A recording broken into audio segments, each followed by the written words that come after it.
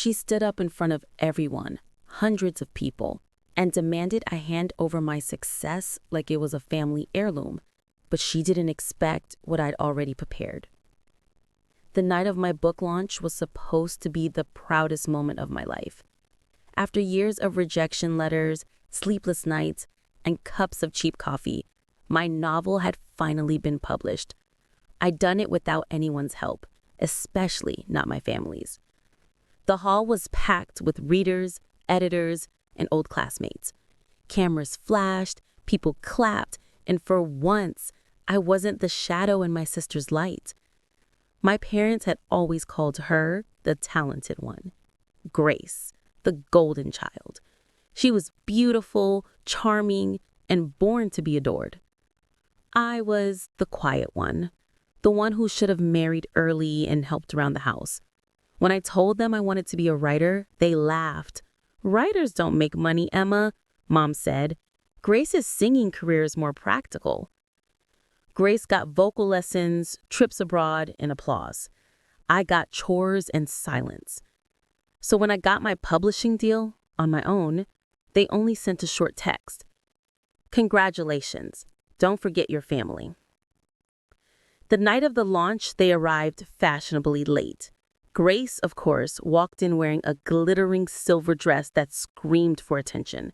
Mom and Dad followed, all smiles for the cameras, pretending to be proud parents.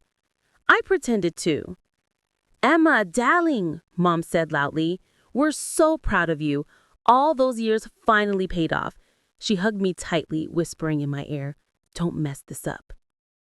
I smiled politely and stepped to the stage. The lights dimmed, the audience clapped, and my publisher handed me the microphone. I started talking about perseverance and dreams until my mom's voice cut through the applause. "Emma, tell them the exciting news," she said loudly. I froze. "What news?" "About your decision," she continued sweetly, eyes glinting, "to give your publishing contract to Brace." The room went silent. My smile faltered. "Excuse me?" "Don't act shy now," she said, laughing nervously. "We talked about this. Grace is better suited for the spotlight.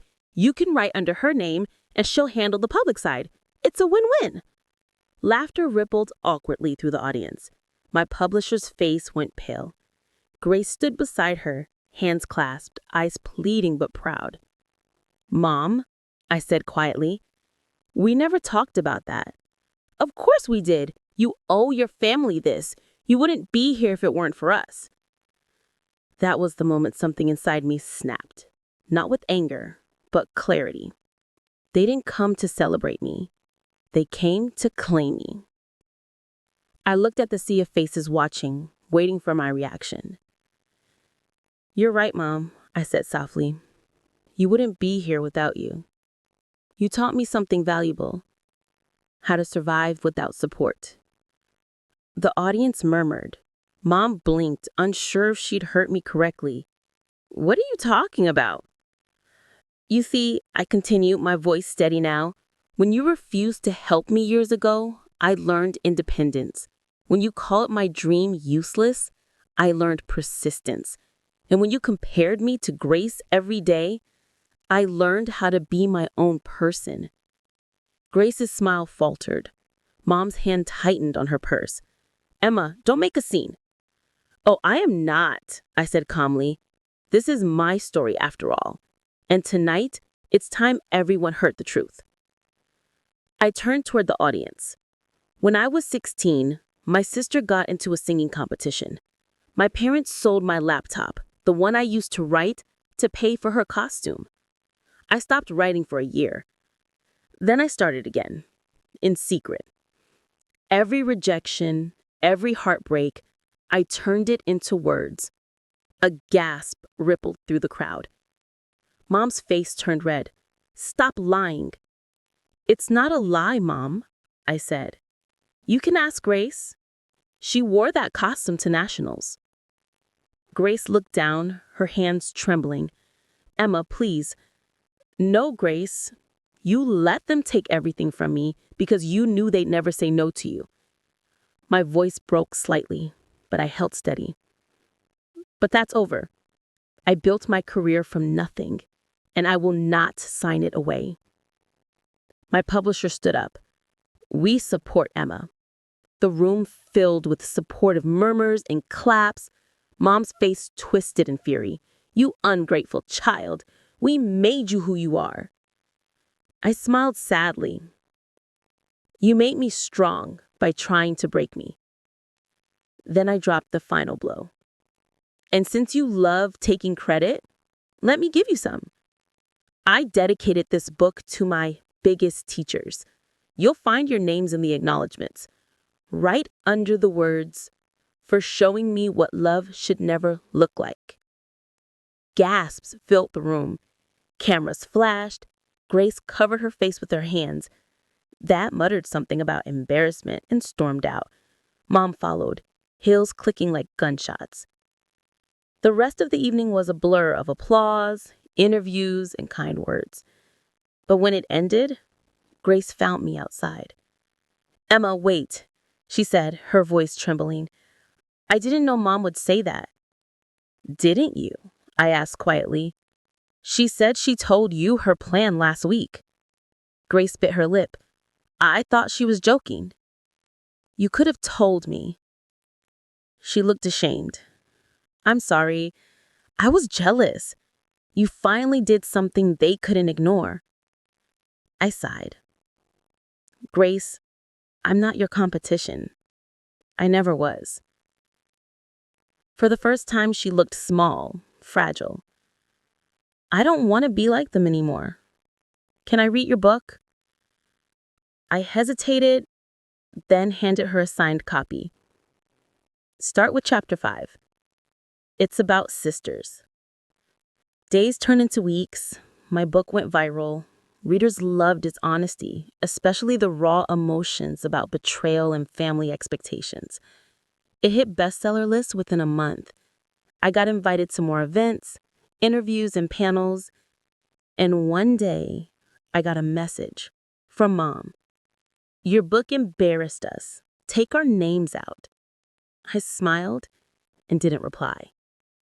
Instead, I donated 10 signed copies to local libraries with handwritten notes for the girls who are told they're not enough. Then the twist no one expected. My publisher announced my next project, a memoir series about daughters who rebuild after family betrayal. The title was The Quiet One.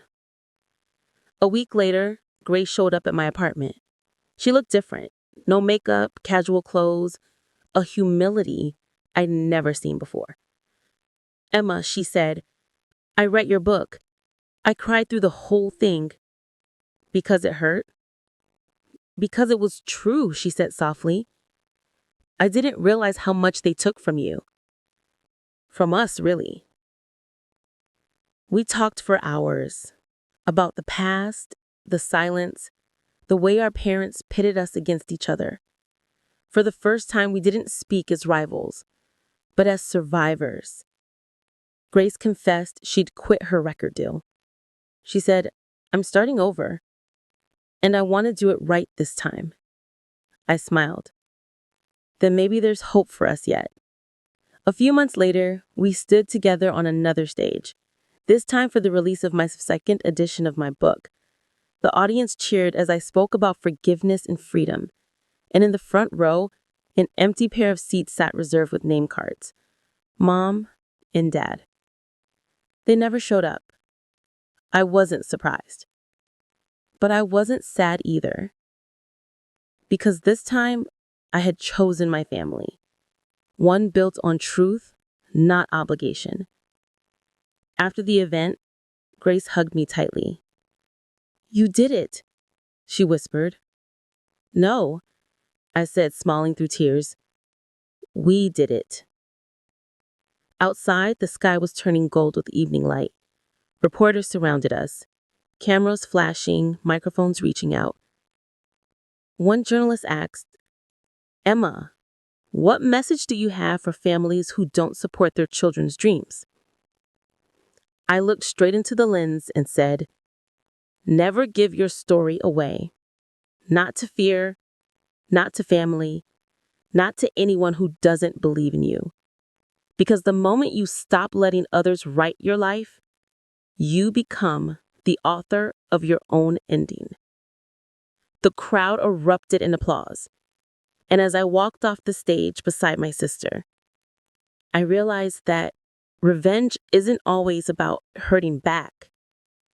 Sometimes it's about succeeding so beautifully that silence becomes your family's loudest lesson.